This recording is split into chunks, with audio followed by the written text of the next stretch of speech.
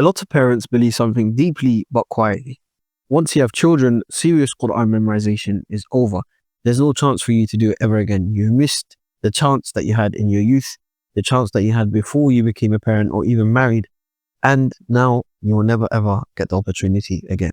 Or if you don't believe it, you believe that you have to choose between your family and your children and also the Qur'an. I want to say this clearly, that belief is wrong. Now, I'm not going to lie and say that it's easy for you to do and that everyone is capable of doing it. But for you to limit yourself with that belief is only going to harm you. I'm saying this as someone who is a parent, who has a family, who also understands the tension between your responsibilities, wanting to memorize the Quran and be a better Muslim, basically. I want this video to be practical, not theoretical, not motivational, not something that you forget about, or something that you can actually take away from and really benefit. A lot of parents feel guilty. If they spend time with the Quran, they feel like they're spending time away from their children. Or if they spend time with their children, they feel like they need to spend more time with the Quran. This internal conflict eats people alive. And just by feeling guilty, your body tries to, escape from it further. And because of that, you actually push yourself away from not being a good parent and also not being someone with a good relationship with the Quran. The reality is that the Quran can exist with parents and children together. You can be a parent that looks after their children and gives their children their right, as well as being someone that, pursues excellence with the Quran. The problem is you don't have a system for that. On this channel, I speak a lot about mornings, and this happens because morning times are a blessed time. The Prophet ﷺ tells us about it, but it's even more important for parents than people who have less responsibilities to take advantage of this time. Outside of the barakah of the morning times are places or moments in your life where you will never ever be able to have this similar type of parallel time where you can actually just sit down and focus. Your children are asleep. You don't have to go to work early in the morning and you're not interrupted by anything at all. I promise you this, if you just spend 30 to 60 minutes in the morning really focused on the Quran, not allowing yourself to get distracted, it will change your life. I really, really believe that. And 30 minutes focused beats 3 hours or 6 hours distracted, chaotic, running around looking after children, where you're not able to just really lock in. See, the difficulty of being a parent and waking up early is the fact that you are, tied to your child's schedule, which is why the night before has to be even more pinpoint, accurate, exact, for it to be something that you can actually benefit from the next day. As a parent, you have to be honest about your energy. You need energy to be able to run around after the children, to be able to look after the house, to be able to go to work and do the things that you have to do.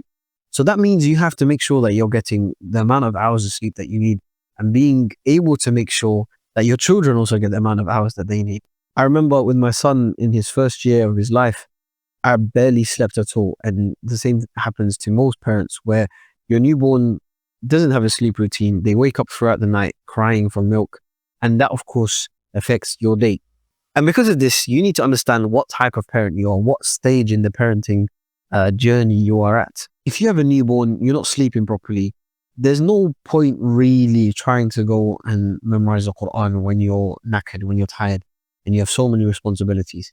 This is not to say that you completely leave it off, but there are times in your life where you have to just do a small amount where you're maintaining rather than completely, breaking apart. That first year of your newborn's life is imperfect. It's okay for it to be chaotic. It's normal. And a lot of more experienced parents will say the same, that you need to realize that that first year of your newborn's life is going to be hectic. It's going to be something that you really need to prepare for before you even become before you even get married, before you even become a parent. In this stage, it's far more important for you to focus on continuity than intensity. What that means is that you don't focus on trying to do 1 page every single day or 1 hour every single day. If you can even do 10 minutes every single day, that's amazing for you. The mistake parents make, and most people in general when it comes to being productive, we have an all or nothing mentality. And I've seen it in students that I teach right now, where, for example, they come to the Barakah blocks in the morning, the specific sessions that we have where everyone comes and recite together.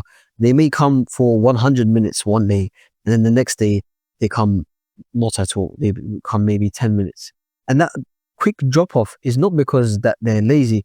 It's because they came with such energy one day, ready to do everything. But then the next day they weren't because they tired themselves out.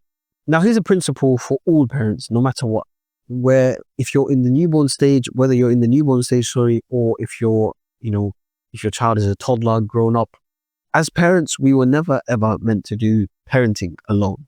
The reality is that in today's society, parents are all alone. We live in I think it's atomistic, atomized society. Forgive me, I haven't read my politics papers in a long time. But the point being is that we live in societies that make us individuals, and we're separated from families, our family networks, basically. And because of that, we are left alone to raise children. Whereas before, our grandparents, our parents, they relied on other people to help them out. They could have that time to themselves. And of course, not everyone is privileged enough to be able to afford childcare, to be able to ask people to look after their children. But it is important that you try your hardest to find something. If you can't, fair enough, I understand. But it really, really helps if you can have a sister, a brother, or anyone who's able to just look after your child for an hour. And specifically, this is important for mothers. With my wife, for example, she asks me sometimes to take my son, so she can do her memorization. And for me, obviously, revision is a bit easier than memorizing. I can read the Qur'an with my son in my lap.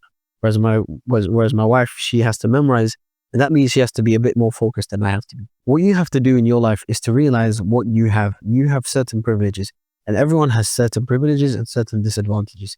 You need to realize what your privileges are and work according to that. Example, a person may live with family, which is considered a disadvantage by many. But because you live with family, you can ask your family to look after their children while you go and do what you need to do, such as memorizing the Qur'an. If you don't live with family, for example, perhaps you have more than one child, you have 3 children. Maybe you push them to go and play together while you go and sit alone and read the Qur'an. Maybe it's just a husband, a wife, and 1 child, which is what I'm in right now. That means that the parents need to work probably a bit harder together, and they may have to sacrifice together to be able to give each other what they need. With young children especially, it's so important to be able to use the times that they're sleeping. Ideally, you want to be able to get them into a routine as fast as possible so that they can sleep, and then you can use that time that they're sleeping to be able to do your work, your revision of the Qur'an, your memorizing of the Qur'an. I remember when I was in uni, I would literally carry my son and read my papers basically from uni. So sleep nap times are amazing, specifically when you need to get work done. The solutions differ for people. Some people, and definitely everyone has different lives. Everyone is unique in their specific situation. The point that you need to do and you need to really think about is, how are you going to engineer and not just wait for something to happen? I mean, engineer, create an ability, a system, for example, where you can work and memorize while you have the child with you. However, all families can do one thing, and that is to make the Qur'an a part of your family structure. The Qur'an does not need to be separate from your family life. Of course, you need time to focus, you need time to memorize, but it doesn't have to be always like that.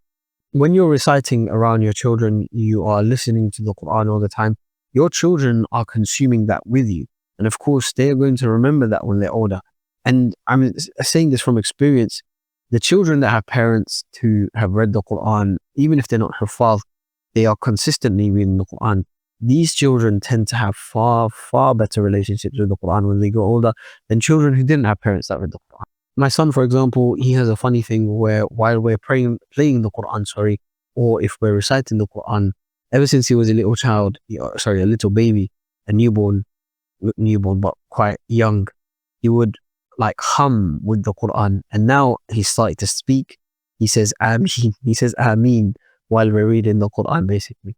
So when you get the time to be able to focus and memorize by yourself, and then have the time to be able to devote your life outside of that focus block with your children for the Qur'an, you'll see that your memorization sticks a lot more, and core memories start to develop with the Qur'an. Remember, Qur'an memorization is very personal. You need to attach the ayat that you memorize to your own personal experiences for it to be embedded in your long-term memory. And I promise you, when you start to recite with the Qur'an around your children, you'll start to laugh, you'll enjoy it more, and your children will make you remember certain funny things that they may do, the way they react to the Qur'an. and that will make your hifz stronger as well. And here's where parents actually have an advantage of all other types of people when it comes to memorizing the Quran. Parents have a greater why. Your children are a really, really big why for you to memorize the Quran.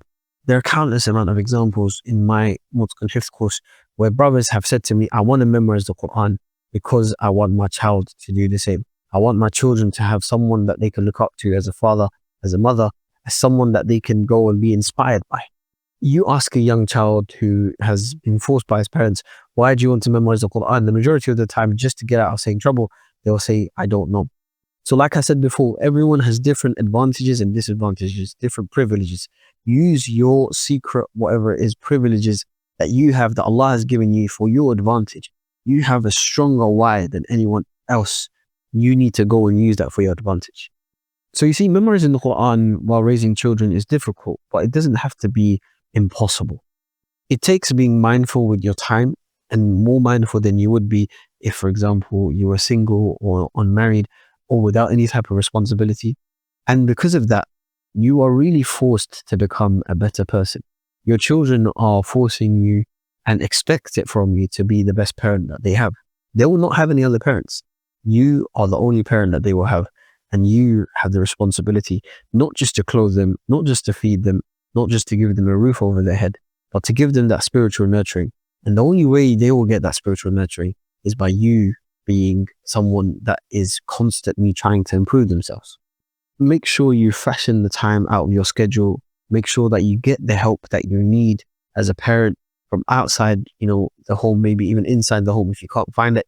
But really try hardest to find alternatives that you need to be able to fashion it. Use money, invest your time and your money to be able to get that time back for yourself.